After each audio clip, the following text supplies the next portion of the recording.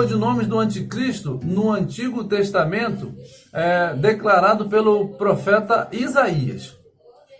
O profeta Isaías, no capítulo 10, versículos 5 e o versículo 12, diz que ele é da Assíria, ele é um assírio, né? Diz assim, que é região geográfica. Aí fala: ai da Assíria, a vara da minha mão, porque a minha indignação é como um bordão nas suas mãos. Versículo 12. Por isso acontecerá que, havendo o Senhor acabado toda a sua obra no Monte Sião e em Jerusalém, então castigarei o fruto da arrogante grandeza do coração do rei da Assíria e a pompa da altivez dos seus olhos. Então veja que aqui está falando que no tempo em que já acabar de resolver a situação com Jerusalém, né, com Sião, Monte Sião, então vai castigar o fruto da arrogante grandeza do rei da Assíria, né? A Síria, que foi uma grande potência, né? Um grande império na época de Isaías e tudo, né? Antes da Babilônia, né? Primeiro se deu o império da Assíria. Isaías também vai falar no capítulo 30, versículos 31 a 33, diz assim, o Senhor fará ouvir a sua voz majestosa e mostrará a descida do seu braço. O braço é normalmente descrito como o próprio Jesus. Jesus é o braço forte do Senhor. Na sua indignação da sua ira. Veja aqui que está falando sobre a indignação, sobre a ira, né, que Jesus vem irado. E a labareda de um fogo consumidor. Jesus vem como um fogo consumidor. Tempestade forte e dilúvio e pedra de saraiva. Com a voz do Senhor será desfeita em pedaços a Assíria, quando ele a ferir com a vara. Porque uma fogueira está de há muito preparada. Sim, está preparada para o rei da Síria, né?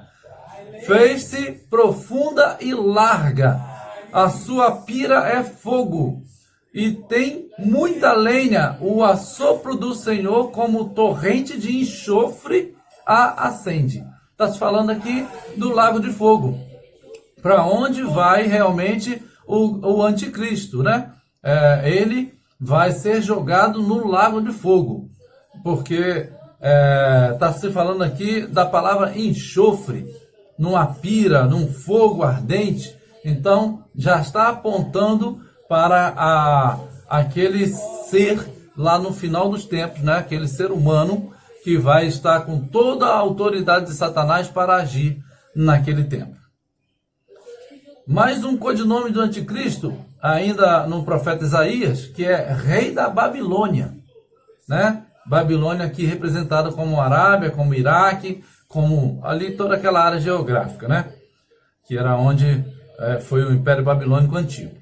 Acontecerá que no dia em que o Senhor vier e dar-se descanso do seu sofrimento e do seu pavor e da dura servidão em que te fizeram servir, então proferirás este provérbio contra o rei de Babilônia e dirás: como cessou o opressor, como já cessou a cidade dourada.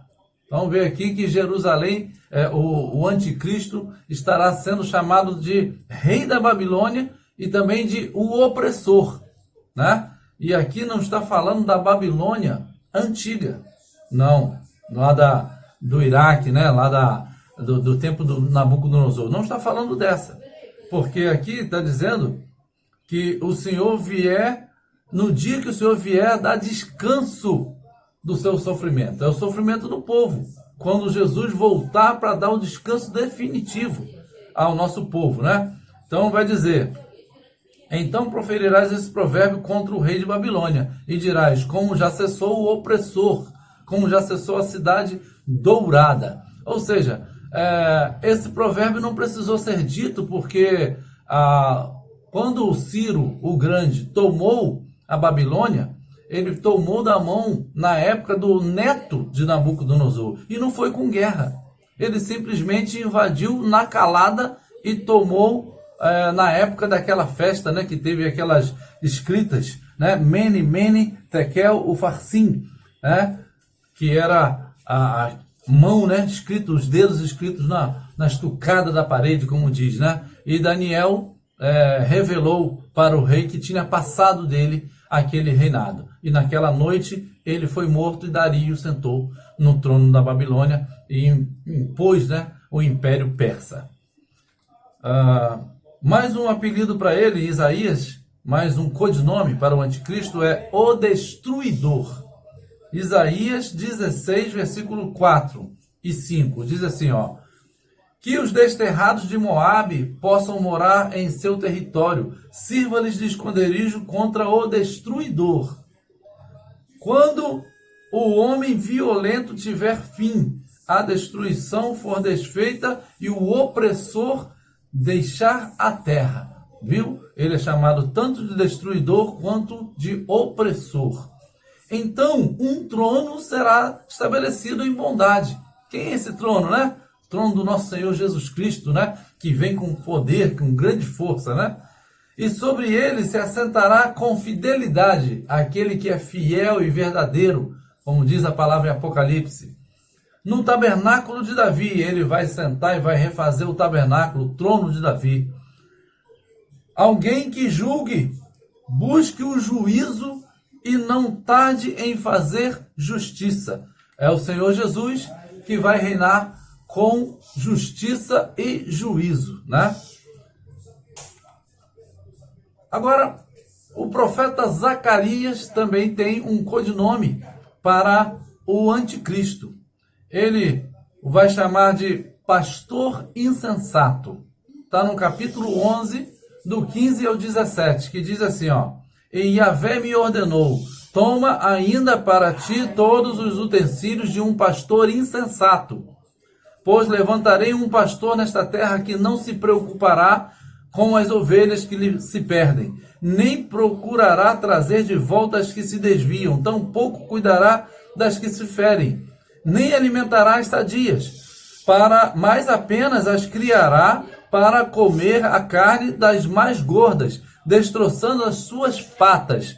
E ao pastor imprestável, ai do pastor imprestável, ai do pastor que abandona o rebanho que lhe foi confiado, que a espada da justiça fira o seu olho e fure o seu olho direito, eis que o seu braço secará por inteiro e o seu olho direito ficará completamente em trevas.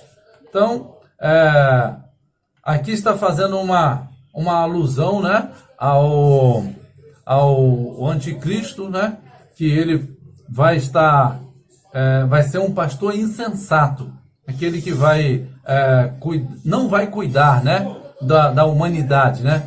Agora, seria esse pastor estando a favor do Senhor? O Senhor está a favor dele? Não. Só que o Senhor tem o domínio de todas as coisas, né? O Senhor vai estar liberando o tempo para o anticristo agir.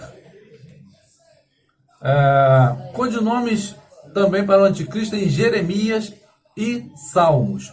Jeremias capítulo 1, versículo 14, está assim, ó: e disse-me o Senhor, do norte se descobrirá o mal sobre todos os que habitam a terra, todos os habitantes da terra. É o mal que vem do norte, esse é um dos seus codinomes, né? Porque Israel, ele vai ser atacado a partir do norte de Israel, né? Os países que estiverem ao norte de Israel é que temos que estar de olho neles.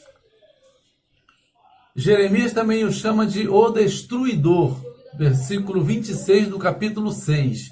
Ó filha do meu povo, cinge-te de saco e revolve-te na cinza, pranteia como por um filho único, pranto de amargura, porque de repente virá o destruidor sobre vós.